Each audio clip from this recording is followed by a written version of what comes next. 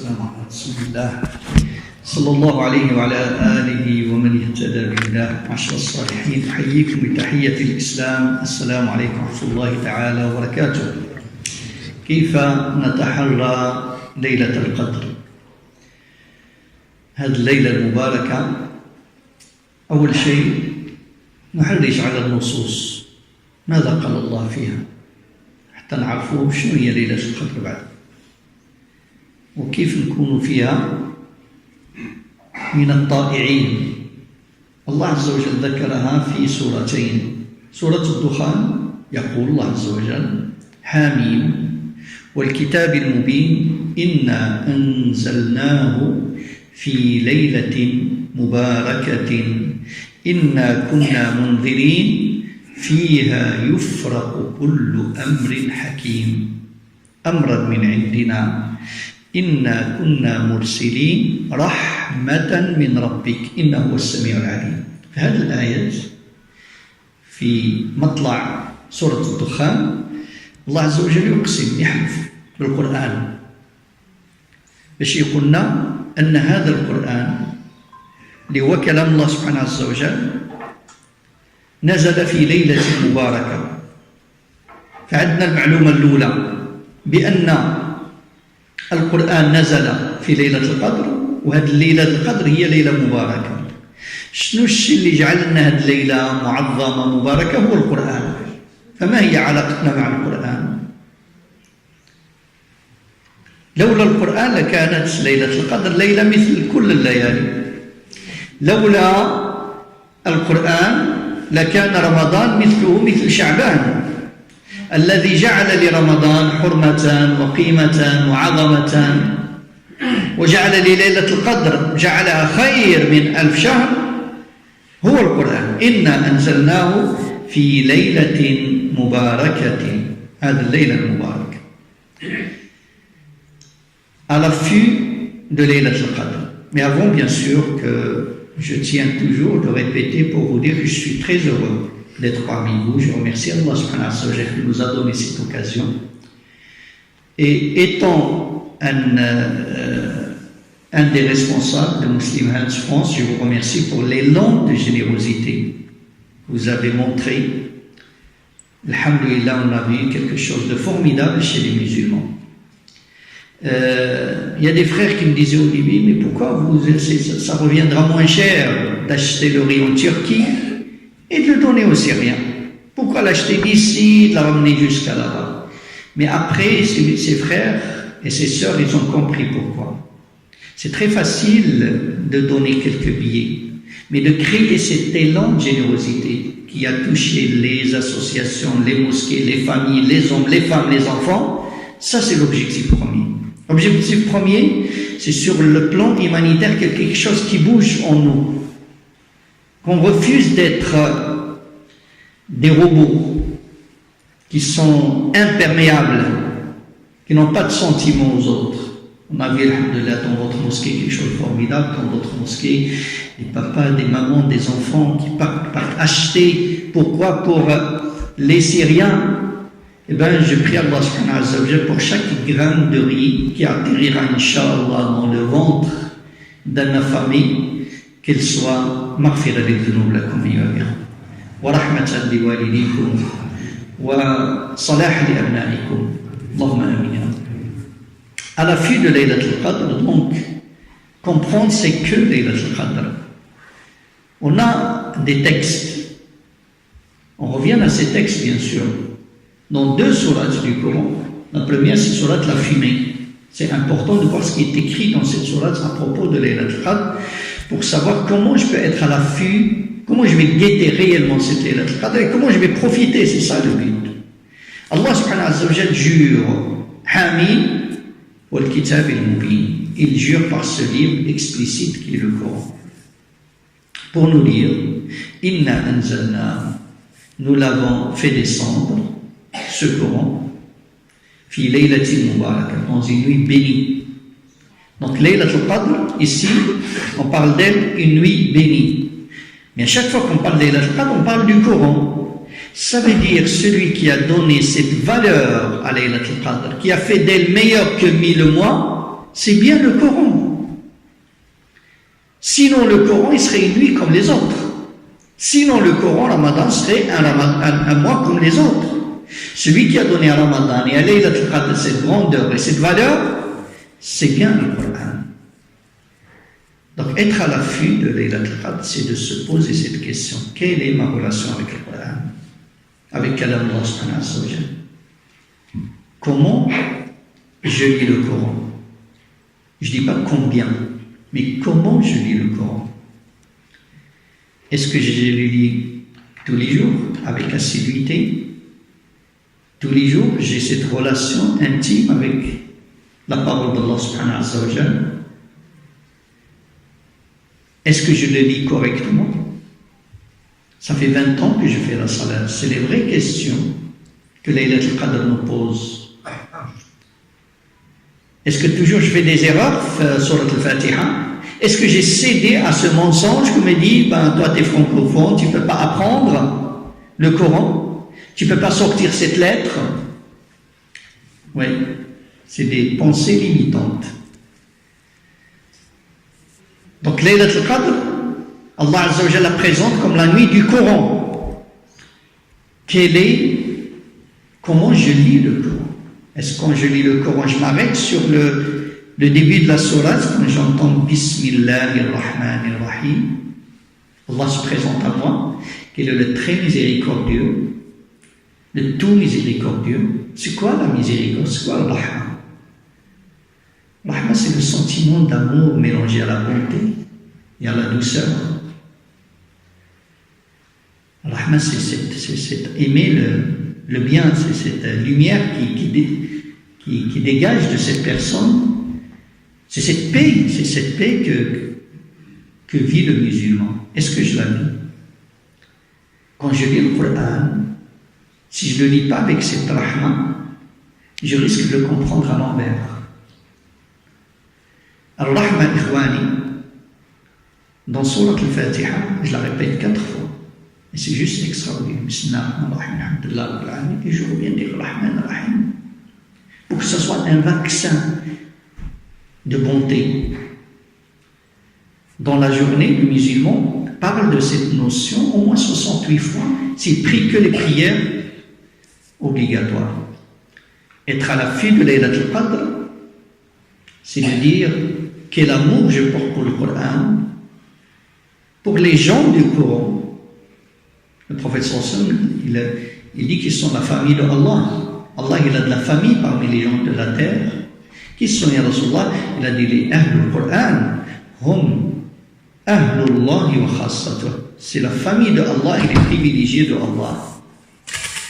Inna anzalnahu fi laylatin mubarakatin inna kunna munzirin fiha yufraqu kullu amrin hakim. اش كيوقع في هذه الليله بين الامور اللي كتوقع؟ قال يفرق كل امر حكيم. شنو معنى هذا الكلام؟ يعني ان واحد نوع من القدر من مقادير المخلوقات تتسلمها الملائكه اللي غادي ينفذوها. فكتلقى في هذه الليله هذه ذاك الملائكه شدوا ذاك الكتب ديالهم ان فلان سيموت ويلاه تزوج مشطان فرح مع راسه. فلان كئيب فقير وكيشوفوا سبحان الله بعد غادي يولي غني. فلان عاصي غادي يولي طائع. فلان طائع. فيها يفرق كل امر حكيم. وكم من فتى اصبح وامسى ضاحكا واكفانه تنسج في الغيب وهو لا يدري.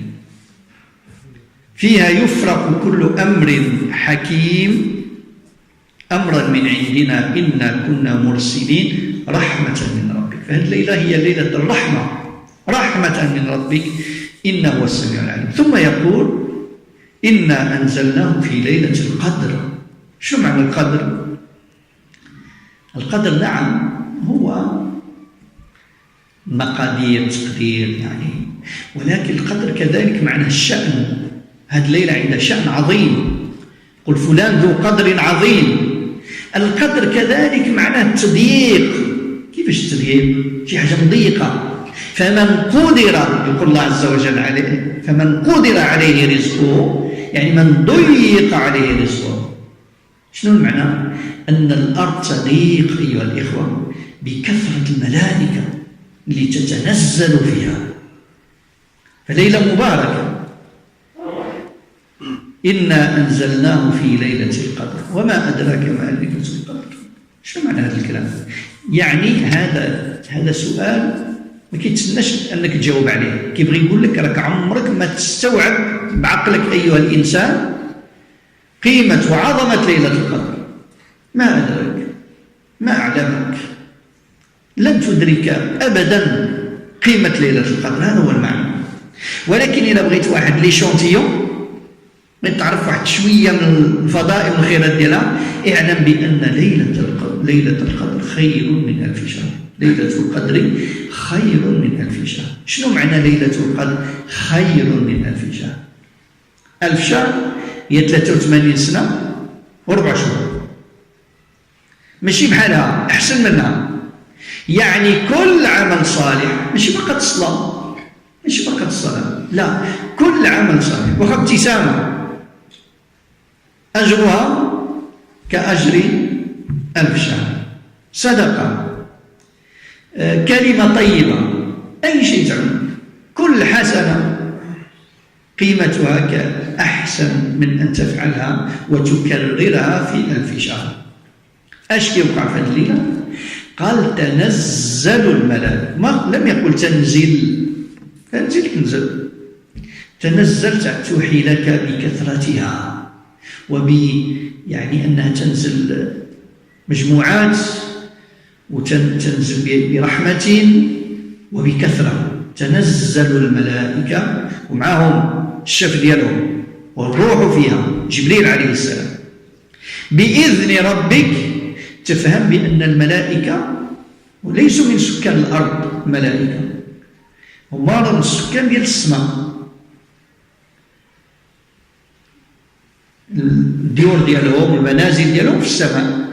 ولا ينزل ملك من السماء إلى الأرض إلا بمهمة محددة وبأمر واضح. إذا كمل ذاك الأمر يرجع حال بأمر ربهم من كل أمر. وهذه الليلة كلها سلام هي حتى مطلع الفجر. L'autre sourate qui nous parle de Laylat al-Qadr, que vous la connaissez, c'est Surat al-Qadr.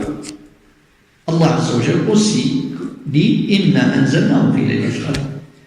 Donc ce Coran est descendu durant cette nuit qu'il appelle Laylat al-Qadr. Qu'est-ce que ça veut dire al-Qadr? Il a beaucoup de sens, et tous ces sens qui sont sur le plan étymologique ou linguistique, ils ont du sens religieux aussi.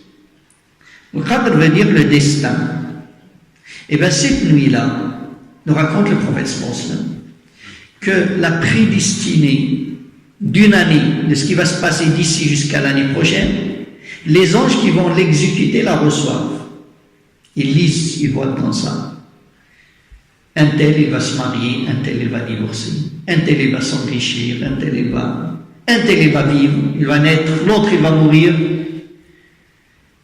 فيها يفرق كل أمر حكيم. C'est le qadr. Le qadr aussi veut dire l'importance, la valeur, la considération. Donc c'est une nuit de haute considération, meilleure que 1000 mois. Le qadr donne le sens aussi de quelque chose qui est serré, rétréci, etc. Ça aussi c'est un sens linguistique arabe. Et le sens ici, spirituel, que la terre devient serrée, devient petite par la masse des anges qui descendent cette nuit-là. C'est pour cela qu'il te dit وَمَا أَدْرَاكَ مَا لَيْلَةُ الْقَدْرِ. C'est-à-dire que tu ne peux jamais concevoir la valeur et la grandeur de Laylat al-Qadr. La forme, c'est une question, mais cette question porte en elle une affirmation que toi, Iman, tu ne peux jamais savoir ou concevoir l'importance et la valeur de Laylat al-Qadr. Mais si tu veux un petit échantillon, sache qu'elle est meilleure que 1000 fois. Laylat al-Qadr, khayrun, pas égal, meilleure que 1000 mois. 1000 mois, c'est 83 ans et 4 mois. Elle est meilleure. Des compagnons qui sont venus chez le prophète Rasulullah. On lit dans les livres qu'il y a des gens qui nous ont précédés, qui vivaient 1000 ans, qui vivaient des dizaines et des centaines d'années, et nous on vit 60-70 ans. Comment on va les attraper en hasanat? Et Allah il a descendu ce verset une nuit. Cette nuit-là, c'est l'occasion de la vie pour faire le bien. Qu'est-ce que ça veut dire faire le bien? Ce n'est pas uniquement la salat. Toute hasanat, toute bonne action que tu fais durant cette nuit. Ne serait-ce qu'un sourire. Meilleur, c'est que tu l'as répété pendant plus de 83 ans. Une sadaqa, une salat al-nabi, un istighfar, un dua, tout ce que tu peux faire durant cette nuit. Khayrun min alfi shahr. Qu'est-ce qui se passe encore? Il dit tanazzalu al-malaika. Il y a une différence en arabe, on dit tanzil, il descend. Tanazzal, ça te donne un sens. C'est comme si il te dévoile comment ils descendent. Tu es en train de les voir en groupe, ils descendent paisiblement, avec la paix, avec la sérénité. Accompagnés de leur chef, Ar-Ruh, l'esprit, qui est l'ange Gabriel, alayhi salam, min kulli amr, pour te dire que les anges, leur demeure, c'est le ciel. Les anges ne peuvent descendre sur terre qu'avec une mission bien précise et un ordre de mission. Et une fois qu'il finit, il monte. Bi-amri rabbihim, bi-izni rabbihim, min kulli amr, salam. C'est une nuit de paix, de sécurité, de sérénité. Hiya hatta matla'i al-fajr, jusqu'au lever du soleil. Maintenant, ayyuha al-ikhwa, il est quand cette Laylatul Qadr? متى ليلة القدر؟ تعارف المسلمين يحيوها ليلة 27 صح ولا لا؟ وما كان عند المسلمين حسن فهو عند الله حسن. فنحن نرجو ونأمل أن تكون هي ليلة 27. لأن ما يجوش الناس واختاروا ذاك ليلة 27 غير هكذا من راسهم، لا. لأن تواترت الإشارات والرؤى من الصالحين بأنها هي ليلة 27. ومنهم للأمنا عائشة رضي الله عنها. شوفوا ايش قالت النبي صلى الله عليه وسلم. قالت له يا رسول الله أرأيت إن علمت أي ليلة القدر، وفي رواية إن وافقت. إن علمت يعني كاين ناس عندهم كيحصل لهم في النفس ديالهم في قلوبهم هذا العلم ويعرف بلي راه ليلة القدر. إياها سيدي، كل إنسان نظف القلب نتاعو. القلب نتاعو اللي فيه يحس ويحصل له يقين ويعرف هذه الليلة. ولكن النبي صلى الله عليه وسلم من الله بغى يحيد لنا هاد الشكوك وخرج من الدار ديالو باش يقول لنا بالضبط شمن الليلة. دابا حنا كنقولوا 27 نأمل، ولكن كاين واحد شوية الشك. النبي صلى الله عليه وسلم غينحي داك الشك. فهو في الطريق لقى جوج ديال المسلمين، جوج المسلمين كيتسابوا. خطب النبي صلى الله عليه وسلم، كان يغضبه تشوف ناس يتسابوا، يتعايروا، يضربوا، يتحقدوا، لأن راه يد الشيطان وراه هادشي. والدنيا قصيرة، هادشي مخالف حتى للإيمان. الإيمان كيجعل الإنسان يرتفع عن هاد السفاسف. وفلان قال لي وفلان عمل لي وفلان، يا أخي غادي تموت وستقف بين يدي الله. فالنبي صلى الله عليه وسلم حزن وجا لعند المسلمين والمسجد عامر، قال لهم أنا جيت باش نقول لكم أي ليلة ليلة القدر، وفي الطريق وجدت فلان وفلان يتلاحيان فرفعت. الله أكبر. واش كتسمع شنو وقع؟ معلومة مهمة للأمة حتى اليوم القيامة رفعت بسبب شنو؟ جوج ديال الناس من أمة النبي صلى الله عليه وسلم متخاصمين. واش كتظن يعني هاد المشاكل اللي عندك في حياتك وهاد المصائب وهاد الهموم وعدم التيسير ما تكونش ربما السبب ديالها هذاك اختك ولا اخوك ولا ولد عمك اللي قطع عليه الكلام هذه سنين؟ رد البال. بسبب جوج المسلمين رفعت، قالوا عسى أن يكون خير له، فالتمسوها في الوتر من العشر الأواخر. قال لك تلاو عليها في ليلة 21 ولا 23 ولا 25 ولا 27 ولا 29. ذهب بعض أهل العلم بأنها تتنقل، ربما في عام تكون هنا والعام الآخر تكون الله أعلم. ولكن اش كيبغي يقول لنا سيدنا النبي صلى الله عليه وسلم؟ هكا الدور وترجع عنا كل حاجة في الإسلام الهدف ديالها هو الأخلاق، هو تولي شي إنسان زوين جميل من الداخل. هذا ما شرعت العقائد والشرائع إلا لهذا، إنما بعثت لأتمم مكارم الأخلاق. فهنا النبي صلى الله عليه وسلم يقول لك بسبب شخصين، إذا كانوا جوج ديال الدول كيتضربوا، إذا كانوا يعني آلاف الدماء تسال أو الأنفس تزهق بأيدي المسلمين، كتظنوا هادشي ما غاديش يجيب المصائب للمسلمين؟ أولما أصابتكم مصيبة قد أصبتم مثلها قلتم أنها قلوا من عند أنفسكم.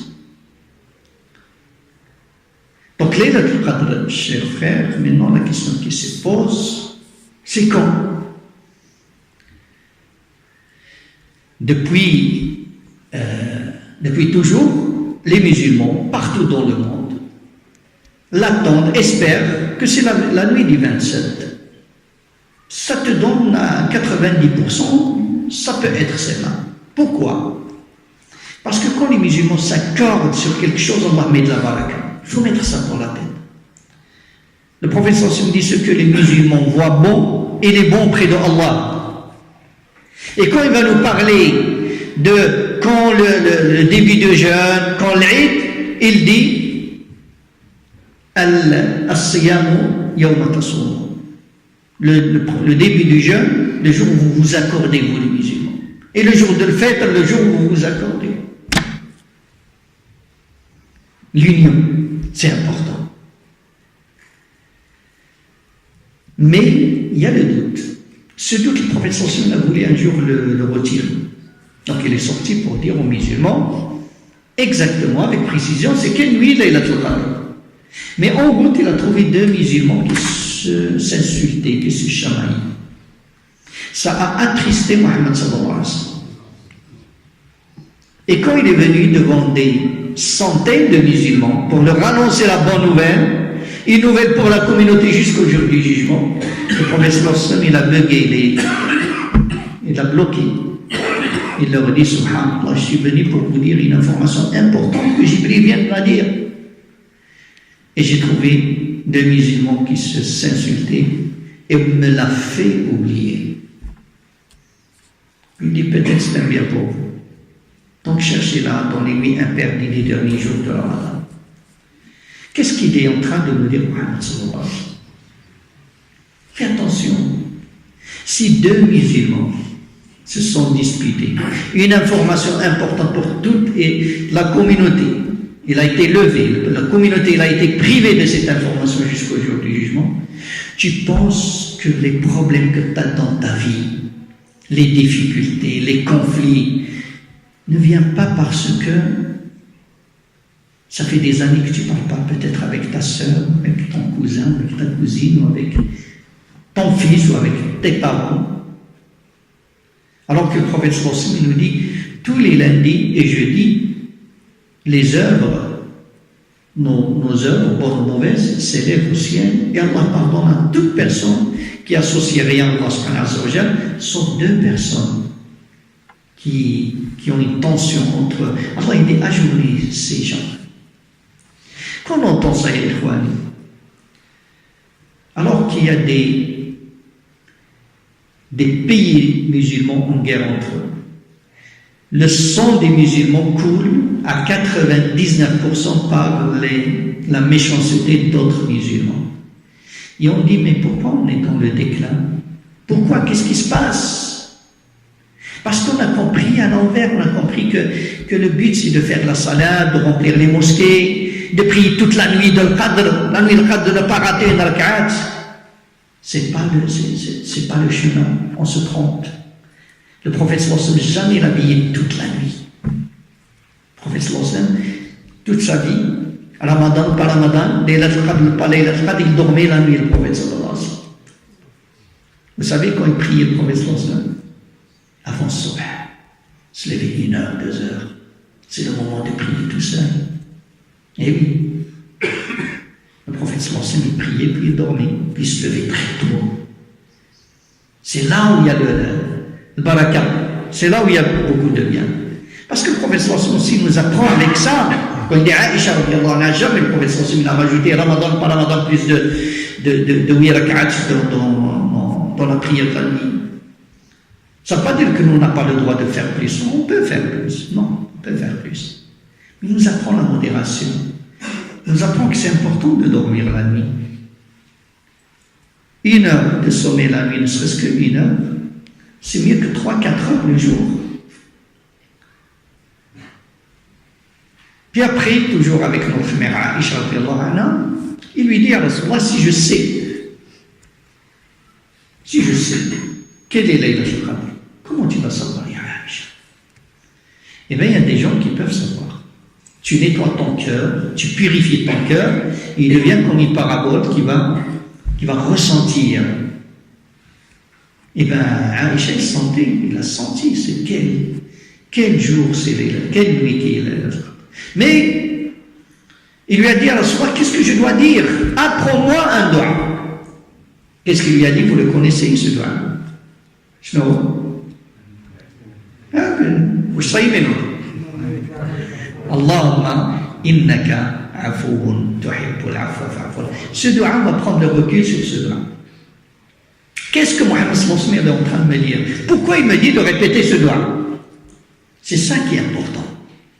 Allahumma, on va suivre ces termes. Allahumma, ya Allah, innaka afoun, tuhibbul afwa, fa'fu anni. C'est comme ça qu'on guette Laylatul Qadr, il va dire. Et c'est comme ça qu'on doit faire avec toute notre pratique religieuse, qu'on ne rentre pas dans l'automatisme, le recul, chercher le sens. Allahumma innaka afoun, tuhibbul afwa, fa'fu anni. Ya Allah, tu es afou, tu aimes le afou. Afou anni. Qu'est-ce que ça veut dire le afou? Le afou, c'est plus profond que le pardon. Si tu pardonnes à quelqu'un, je te pardonne, allez, laisse-moi tranquille, je ne veux plus te voir. Mais si tu lui donnes le afou, c'est que vraiment, il n'y a aucune trace dans ton cœur. Au contraire, peut-être ces personnes ils deviennent meilleures qu'avant. C'est bon, c'est fini. Les Arabes, ils disaient, puis le terme de l'afou, al-rihu ta'fu athar al-masir. Le vent dans le sable, il efface les traces de la marche. Il fait le afou aux traces de la marche. Donc quand Allah Azza wa Jalla te donne le afou, c'est plus qu'il te pardonne. Il va effacer les traces. Ça veut dire les témoins. Peut-être tes mains, la terre, il va l'effacer. Donc l'afou, il est plus profond. Comment je peux être crédible quand je dis Allahumma innaka afoun tuhibbul afwa fa'fu anni? On va voir un verset qui parle de ça. Allah Azza wa Jalla dit فَلْيَعْفُوا, le même terme, وَلْيَصْفَحُوا أَلَا تُحِبُّونَ أَنْ يَغْفِرَ اللَّهُ لَكُمْ. Dis à mes serviteurs qu'ils pratiquent le afou entre eux et qu'ils se tournent la page, فَلْيَصْفَحُوا. Puis il dit, voulez-vous pas que moi je vous pardonne? Donc Laylatul Qadr nous apprend un processus de pardon. Pour que je sois crédible en disant ça, je dois être capable de pardonner aux autres. Ibn al-Qayyim dit à propos de ça quelque chose de très puissant. Il dit, Allah Azza wa Jalla te dit, humain dans ce verset, pardonne ici, te pardonnera là-bas. Sois dur ici, et bien tu trouveras la dureté là-bas. Donc, Allahumma, si je dois, pour être crédible, de dire Allahumma innaka afoun, ça veut dire que je dois faire un travail sur moi pour pouvoir pardonner. Un jour, le prophète sallallahu alayhi wa sallam, il parlait aux compagnons, puis un homme a surgi. Il est rentré à la fin, il n'a pas assisté aux tâches. Il venait juste à l'heure de la prière. Et cet homme, il le décrit, le Rawi al-Hadith, il avait de l'eau dans sa barbe, il vient de faire l'eau. Mais le prophète sallallahu alayhi wa sallam, il a dit aux gens, avant qu'il vienne cet homme, vous allez voir quelqu'un du paradis. Vous allez voir Rajul min al-Jannah, un homme parmi les gens du paradis. Il voit cet homme. Le lendemain, la même chose se répète. Le professeur Sultan fait une conférence, un dars, et cet homme vient, le professeur Sultan dit, vous allez voir, il a fait 3 jours, toujours la même personne. Abdullah ibn Umar, il voulait savoir, et ça l'intelligence des compagnons, c'est quoi le secret de cette personne? Donc il a fait une stratégie, on va dire, il est parti chez lui pour voir comment il prie, qu'est-ce qu'il donne, comme sadaqat, combien il jeûne, etc. Mais au bout de 3 jours, il était choqué parce que il a vu que cet homme, il n'est pas, entre guillemets, très pratiquant, comme on aime dire. Il ne faisait pas beaucoup de salat, beaucoup de jeûne. Il lui a dit, écoute, moi je rentre, je t'ai dit que j'avais un différend avec mon père, en vérité, voilà, le professeur m'a dit, tu es quelqu'un du paradis, mais je ne veux rien de spécial que tu fais, tu es moins que moi-même. Et cet homme lui a dit, écoute, il n'y a que ce que tu as vu. Ne pense pas que j'ai fait des choses en secret. Non, il n'y a que ça. Puis après, il a appelé, il a dit, viens, il y a une chose que tu ne peux pas voir. Je fais une chose que toi tu ne peux pas voir. C'est quoi cette chose? Quand je me mets dans mon lit, je lui dis à Allah, inni tasaddaqtu bi'adi ala kulli muslim. Je pardonne à tout le monde. Ya Allah, même celui qui m'a insulté, qui m'a agressé, je pardonne à tout le monde. Je lui ai dit, c'est celle-là. Donc le pardon, c'est la leçon, c'est être à l'affût de Laylatul Qadr. C'est de faire cette thérapie de pardon. C'est d'avoir le pardon comme objectif et de l'atteindre, parce que quand je ne pardonne pas celui qui ne pardonne pas, celui qui est dans son cœur, déjà, premièrement, il n'est pas logique, parce que lui, il a fait plein de péchés, il ose dire à Allah, pardonne-moi. Ce que tu as fait, toi, envers Allah, comme péché, c'est pire que ce que ton frère il t'a fait. Et toi, tu espères que Allah te pardonne. Et tu n'es pas capable de pardonner à ton frère. Allah Azza wa Jalla te dit non. Al-jaza'u min jinsil amal. Il faut comprendre cette règle. La rétribution, il est toujours du même sorte que l'action. Tu pardonnes, il te pardonne. Ar-rahimuna yarhamuhumur rahman. Man la yarham la yurham. تحري ليلة القدر أيها الإخوة، وليس ندخل في جدال عقيم واش هي 27 ولا 28 ولا تنتقل، هذه كلها آراء فقهية. نحن نرجو أن تكون ليلة 27 أن المسلمين لا يجتمعون على ضلال. اجتمع المسلمين منذ يعني دائما بأنها ليلة 27، ولكن عائشة رضي الله عنها حين تقول النبي صلى الله عليه وسلم إن وافقت، وكذلك تقول إن علمت أي ليلة، يعني أنا كاين ناس صالحين يقدروا يحسوا بها، وهذا اللي جعل أن الأمة تقول بأنها هي ليلة 27، لأن تواترت أحاسيس ورؤى الصالحين أنها في ليلة 27. كان بعض الصحابة اللي يقسم بعض الصحابة بأنها هي ليلة 27. شو منين جاء اليقين باش يقسم؟ ما عنده حتى شي نص. النبي صلى الله عليه وسلم قال خليك 21 23 لصلاح قلوبهم، كان عندهم هذا الإحساس يصل إلى درجة اليقين. إذا أمنا عائشة كانت منهم، قال يا رسول الله شنو نقول؟ قال له قولي يا عائشة اللهم إنك عفو تحب العفو فاعف عني. شنو معنى هذا الكلام؟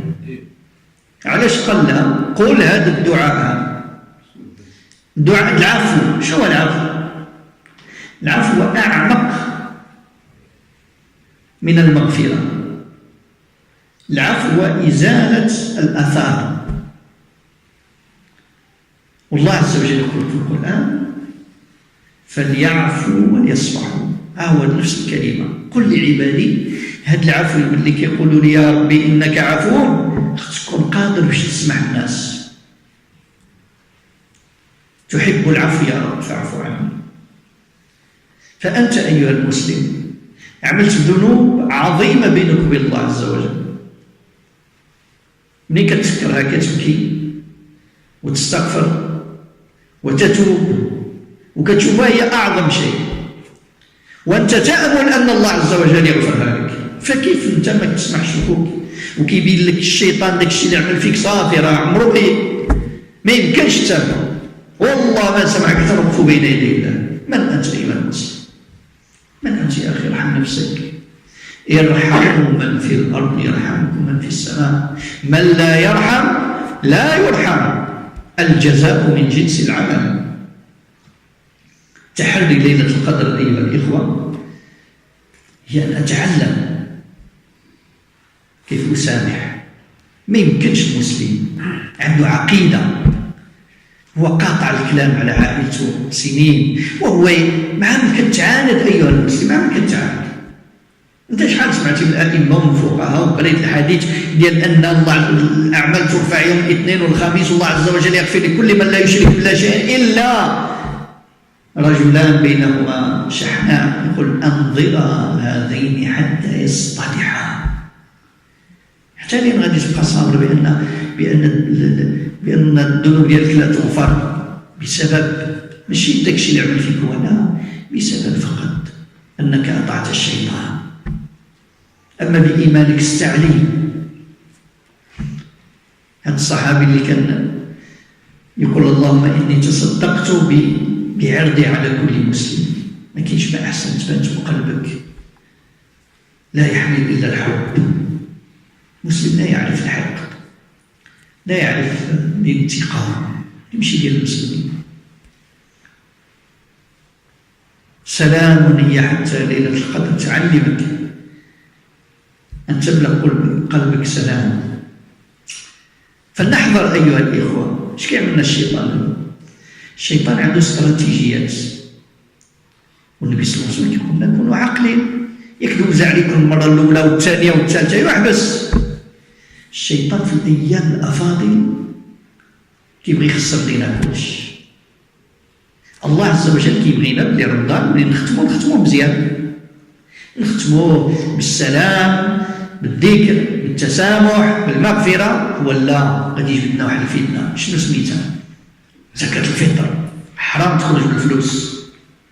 لا الشيخ الفلاني قال خصك تخرجها بكذا، والعالم الفلاني قال خصك. والله غير كيضحك علينا الشيطان. كلام سافل. هذا خلاف كان ما بين خلاف فقهي بدا من عهد الصحابة. انت الآن تجي وتفصل فيه. النبي صلى الله عليه وسلم كيقول كيتكلم على البر ويتكلم على كذا. نعم منهم من فهم بأنها يحصل في ذاك الشيء، ومن من فهم أن هذيك أمثلة فقط. شكون هم هادو اللي منهم ومنهم؟ صحابي مثل معاوية، خليفة مثل عمر بن عبد العزيز اللي كان يفتي بأنها تعطى مالا. شكون خرست؟ زيد ابن تيمية رحمة الله عليه اللي يظلموه كيقول إذا كانت مصلحة الفقير أن تعطى مال فليعطى مالا. واليوم نجد أيها الإخوة دعاة يعني يتعصبوا في هذه الأيامات ويجبدوا دائما هذا. علاش؟ باش يفتنوا المسلمين، باش يضربوا يجوز لا يجوز لا. يا أخي بغيت تخرج عروس خرج عروس، يخلي المسلمين عليك طرونكي، يخلينا طرونكي نخرجوا رمضان بذكر الله وبالمحبة وبالرحمة. أنت دير اللي بغيت، ما تهمش الناس. نحذر، نتحرى ليلة القدر أن نبقى أيها الإخوة مع ليلة القدر بأخلاق ليلة القدر. ثم ليلة القدر تؤذن بأن رمضان كيقول لك راه مشى. إيوا خصني نقول شنو استفدت من هذا رمضان وكيفاش غتكون حياتي بعد رمضان. أغلب الأئمة في الليلة ديال 27 اش كيعملوا؟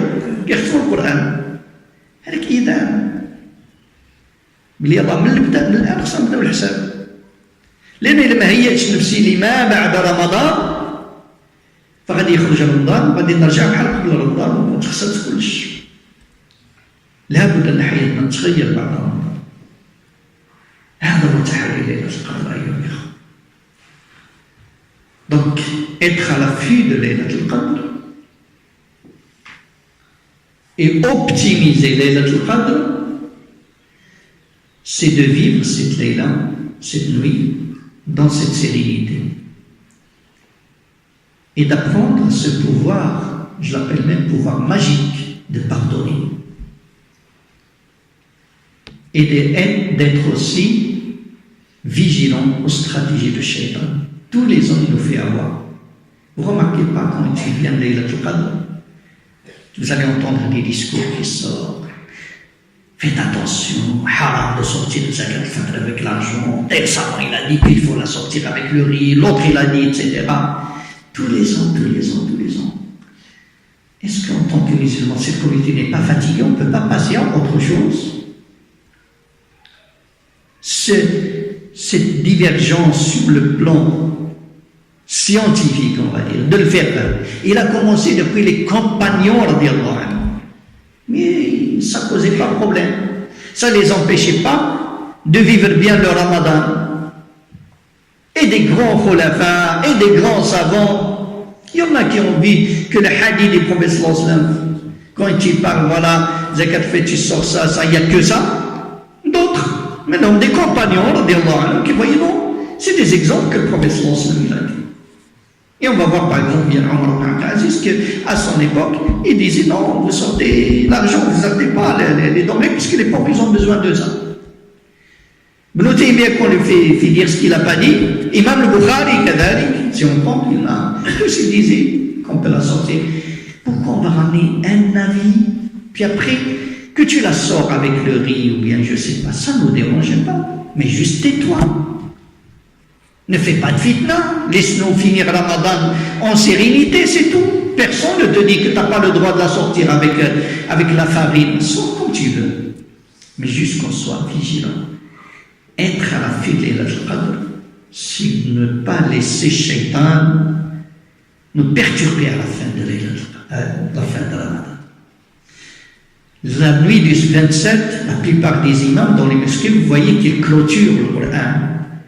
C'est quelque chose de très fort qui est en train de me dire quel bilan tu fais pour ton Ramadan. Toi, Abdelhamid, comment tu vas être après Ramadan? C'est maintenant que ça se travaille. C'est ça Laylatul Qadr, Wallahu a'lam, ayyuha al-ikhwa. Être à la fin de Laylatul Qadr, c'est de comprendre le sens de Laylatul Qadr. D'être crédible quand je dis Allahumma innaka afoun tuhibbul afwa fa'fu anni. Je lui dirai à Allah, j'ai pardonné à tous ceux qui m'ont fait du mal. Et c'est ça la force. Et c'est ça la sérénité et la paix de salam hiya hatta matla'i al-fajr. Wa sallallahu wa sallam ala sayyidina Muhammad wa ala alihi wa sahbihi ajma'in. Walhamdulillah rabbil alamin. Moi j'ai un voyage de 600 km, donc ça m'arrange qu'il n'y ait pas de question. S'il y a une question, réponds. Pour être authentique, je finis et je prends la route vers Avignon, vers le sud de France. Est-ce qu'il y a une question? Là c'est une stratégie pour vraiment dire Barakallahu fikum, wa la akhra nashkurukum, jazakumullahu khair. ونسأل الله عز وجل يا إخواني أن تكون هذه الليلة هي أتقى ليلة في حياتنا وأحسن ليلة في حياتنا ونكون فيها أقوياء على أن نسامح وأن نحسن أخلاقنا فاللهم إنك عفو تحب العفو فاعف عنا اللهم إنك عفو تحب العفو فاعف عن آبائنا وأمهاتنا وأجدادنا اللهم إنك عفو تحب العفو فاعف عن أبنائنا وأزواجنا وجيراننا ومن علمنا الخير اللهم إنك عفو تحب العفو فاعف عن كل المسلمين الأحياء منهم والميتين اللهم يا أرحم الراحمين بارك في إخواننا في هذا المسجد في جمعيتهم وإمامهم ومدرستهم وكل من ينشر في هذا المسجد اللهم يا رب العالمين وألف بين القلوب اللهم يا رب العالمين وكل مسلم أعطى حبة أرز لإخوانه في سوريا ووصلت لقلبي ولا لبطن جائع فاجعلها مغفرة لذنوبهم اللهم اجعلها رحمة لموتاهم واجعلها يا رب العالمين هداية وصلاحا لهم ولأبنائهم ولنا معهم يا أرحم الراحمين وصلى الله وسلم على سيدنا وحبيبنا محمد وعلى آله وصحبه أجمعين الحمد لله. plusieurs fois.